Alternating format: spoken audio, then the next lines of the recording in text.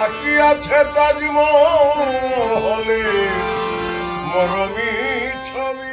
মারা গেছেন উপমহাদেশের প্রখ্যাত সাধক কিংবদন্তি বাউল শিল্পী সুনীল কর্মকার। ময়মনসিংহ মেডিকেল কলেজ হাসপাতালে চিকিৎসাধীন অবস্থায় আজ শুক্রবার ৬ ফেব্রুয়ারি রাত আনুমানিক ৪টায় তিনি শেষ নিঃশ্বাস ত্যাগ করেন। বেশ কয়েকদিন ধরে অসুস্থ হয়ে হাসপাতালে চিকিৎসাধীন ছিলেন তিনি। আজ সকালে তার মৃত্যুর খবর ছড়িয়ে পড়তেই সামাজিক যোগাযোগ মাধ্যমে শোকের ছায়া নেমে আসে।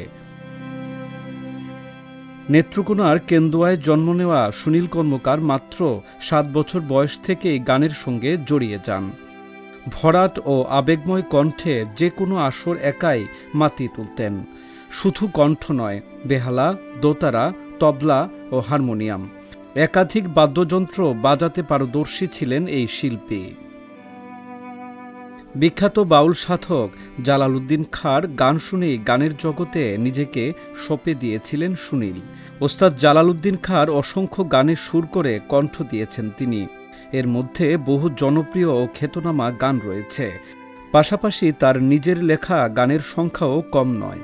প্রায় ২০০-র কাছাকাছি গান রচনা করেছেন তিনি। শেষ বয়সে এসে গোটা বাউল সমাজের আশার প্রদীপ হয়ে উঠেছিলেন সুনীল কর্মকার। সুনীল কর্মকার ১৯৫৯ সালে ১৫ জানুয়ারি নেত্রকোনা জেলার কেন্দুয়া থানার বান্দনাল গ্রামে জন্মগ্রহণ করেন।